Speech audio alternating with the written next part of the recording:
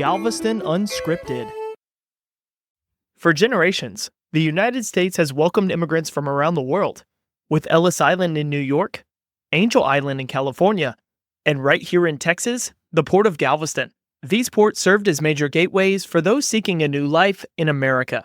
The Port of Galveston has been a beacon of hope for thousands of people, offering them a chance to escape oppression, war, and persecution. Throughout this island's long history, tens of thousands of people have arrived at the Port of Galveston, each with a unique story of resilience and determination to build a better life for themselves, their children, and future generations. As one of the most significant immigration ports in the United States, the sheer volume of immigrants was bound to leave a lasting impact on Galveston Island. As one of the most diverse places in the country, Texas owes much of its rich culture to the immigrants who arrived from around the world. Though Ellis Island is often highlighted in immigration narratives, Galveston played a crucial role as the Ellis Island of the West. From the 1830s to the 1940s, Galveston served as a gateway to a majority of these immigrants arriving by ship, and many of these first-generation Americans chose to make this island their home, leaving behind a rich blend of cultures that still influence the island. These diverse cultures can be found in Galveston's streets, buildings, and traditions. Ever since Galveston was established in 1839, it has played an essential role as a port of entry to Texas. German immigrants famously flooded into Texas beginning in 1840, with the majority entering through Galveston after a 3-month voyage across the Atlantic Ocean. After the Civil War ended in 1865, Germans became the largest ethnic group to immigrate through Galveston, and many decided to make the island their home. On the streets of Galveston in the late 1800s, it was common to hear just as much German spoken as English. In 1876, a group of German businessmen established the Gartenverein Social Club. It was initially established for the immigrant population of Galveston, but others could apply for membership.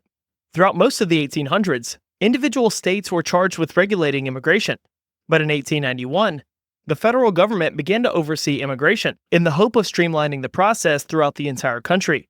Major cities in the Northeast were struggling to keep up with the huge number of people entering the country seeking a new life. Rampant poverty and overcrowded conditions were becoming a significant problem and leading to disease outbreaks such as yellow fever. In Galveston, to curtail these outbreaks, a new immigration and quarantine station was built on Pelican Island in 1906, considering it was separated from Galveston by about a quarter mile. But due to hurricanes and funding issues, it didn't become operational until 1913, so smaller quarantine stations were set up near the Port of Galveston.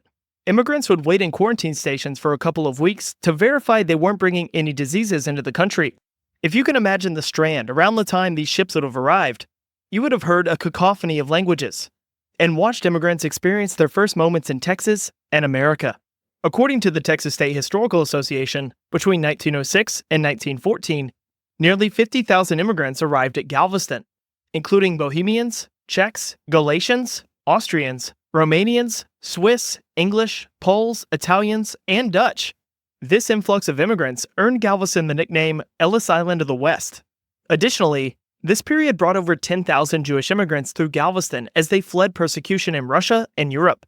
To curb population issues and avoid rising American anti-Semitism, an immigration assistance plan was implemented by several Jewish organizations across the United States. By 1906, Galveston's well-established Jewish community quickly answered the call to aid. Rabbi Henry Cohen was an immigrant himself from Britain, and the leader of the B'nai Israel congregation right here on the island. He worked with others throughout the community and country to organize and assist the people flooding in. This operation brought Jewish immigrants to the American Southwest to avoid the overpopulated northeastern cities. This became known as the Galveston movement, and these groups worked to bring Jewish immigrants through Texas to build their new lives. Rabbi Henry Cohen played a pivotal role in aiding Jewish immigrants during the Galveston movement. He personally met ships at the docks, guiding newcomers through the arrival process and helping them settle in the interior. He often used his own funds to provide necessities for destitute arrivals. Another significant group brought their culture and food to the island around the turn of the 20th century. Most Italian immigration to Galveston happened between 1896 and 1920. By 1906, people of Italian heritage owned half of all grocery stores, a quarter of all confectionaries, and shoemakers. So there's no wonder why the island has such great Italian food available today. The inaugural Columbus Day celebration in 1912 underscored the burgeoning Italian influence in Galveston. Even though many of these people were simply passing through Galveston, many immigrants made their home on the island. Census data from 1910 reports that 27% of Galveston's population were foreign-born, a stark contrast from the average 9% foreign-born throughout Texas. Throughout many large cities, especially on the east and west coast, you can find neighborhoods with high concentrations of certain ethnicities, built by generations of immigration and settlement by a specific group. These are called ethnic enclaves. A few examples would be Chinatown in New York, the Cuban community in Miami, or Korean enclaves in California.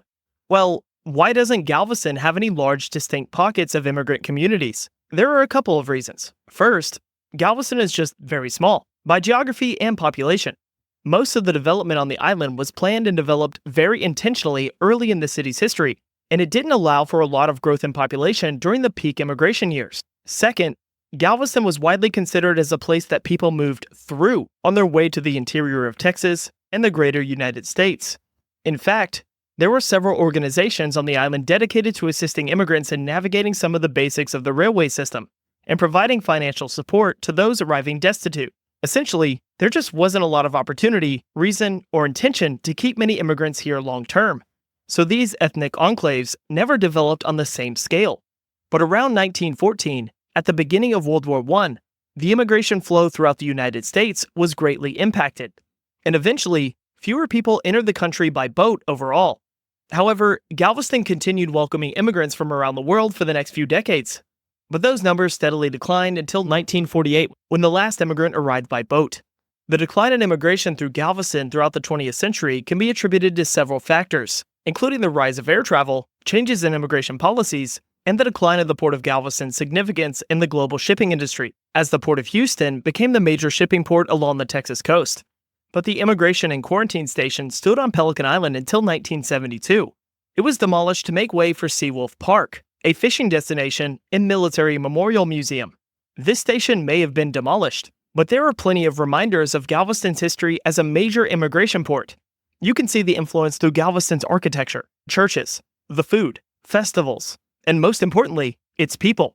Many religions, ideas, and sentiments have shaped Galveston Island and Texas, making us into what we are today.